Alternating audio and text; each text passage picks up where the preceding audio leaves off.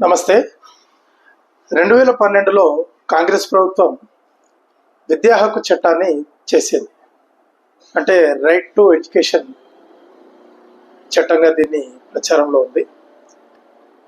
ఈ చట్టం ఏం చెప్తుందంటే దేశంలో 14 సంవత్సరాలలోపు పిల్లలందరికీ కూడా తప్పనిసరిగా విద్య దొరకాలి, విద్య అందాలి అనేది ఈ చట్టం యొక్క అర్థం. అయితే దీంట్లో తెలివిగా మదర్సా విద్యను చేర్చడం జరగలేదు.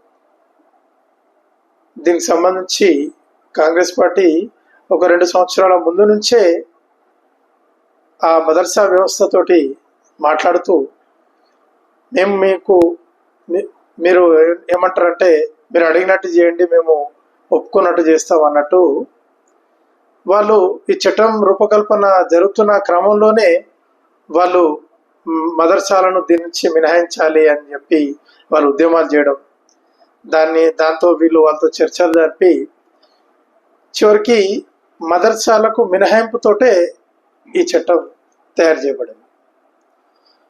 ఇక్కడ ఒక బేసిక్ విషయం ఏంటంటే ప్రపంచంలో ఏ దేశమైనా సరే తన దేశ పౌరులు, ముఖ్యంగా కాబోయే పౌరులు, భావి పౌరులు, పిల్లలు ఏం చదవాలి ఏం చదవద్దు అన్న దాని మీద వాళ్ళకి నియంత్రణ ఉంటుంది. అది ఏ దేశమైనా తప్పనిసరి అది. ఎందుకంటే ఆ పిల్లలే రేపటి రోజు దేశాన్ని నడిపించాల్సింది. కాబట్టి వాళ్ళు ఏం చదవాలి అని ఆ ప్రభుత్వాలు నిర్ణయించడంలో ఏం తప్పులేదు. కానీ ఇక్కడ 2012 చట్టం ప్రకారం మదర్సాలకు ఆ చట్టం వర్తించదు. మదర్సాలు ఈ రోజుకి కూడా వాళ్ళు ఏం నేర్పిస్తున్నారు పిల్లలు అన్న విషయం మీద ప్రభుత్వాలకు ఏమాత్రం పట్టులేదు, ప్రభుత్వాల జోక్యం లేదు. ఇది చాలా ప్రమాదకరమైన పరిస్థితి. తప్పనిసరిగా దేశంలో ఉన్న ప్రతి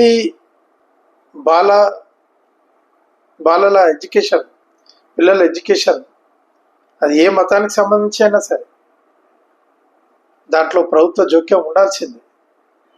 వాళ్ళు ఏ విధమైన విద్య నేర్చుకుంటున్నారు అని కనీసం ప్రభుత్వం మానిటరింగ్ చేయకపోతే దాని పరిణామాలు భవిష్యత్తులో చాలా తీవ్రంగా ఉంటాయి. ఇప్పటికే మనం చూస్తున్నాం, ఎంతోమంది తీవ్రవాదులు ఎక్కడి నుంచి వస్తున్నారు, ఈ యొక్క హింసాయుతమైన భావజాలం ఎక్కడి నుంచి పుడుతుందో ప్రపంచమంతా చూస్తున్నది. కాబట్టి ఇప్పటికైనా కూడా భారత ప్రభుత్వం మదర్సా ఎడ్యుకేషన్ విషయంలో ఒక నిర్ణయం తీసుకొని ఏ రాష్ట్రానికి ఆ రాష్ట్రం కాకుండా దేశం మొత్తంగా కూడా ఒక విద్యా విధానాన్ని, అన్ని రకాల విద్యా సంస్థలని కూడా ప్రభుత్వం జోక్యం చేసుకునే విధంగా చట్టాలు తీసుకొస్తే బాగుంటుంది. ఇది దేశ భవిష్యత్తుకు మంచిది.